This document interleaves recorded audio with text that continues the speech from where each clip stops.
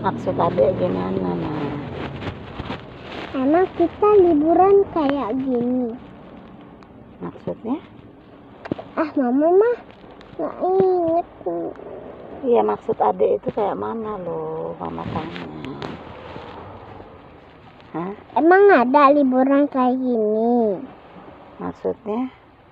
Maksudnya apa ini? Iya, mama nggak ngerti maksud adek itu apa ada liburan kayak gini itu maksudnya kayak apa?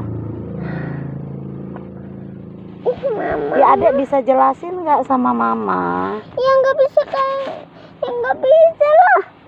Oh, maksudnya adek nggak bahagia? Hah? Nggak bahagianya kenapa? Ya nggak tidur. Oh, nggak bisa. Hah? Mana mau tidur?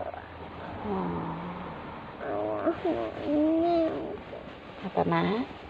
coba telepon ayah. Teleponnya tuh nggak apa-apa. Maksud adek kok liburannya kayak begini gitu? Kenapa emangnya kayak begini? Suwe? Ya? Iya. Maksudnya begitu? Ada nggak bahagia? Tadi bahagia berenang di danau. Itu kan danau. Itu kan udah. Itu kan betulan. Nah, terus? Kalau kayak gini mah manis.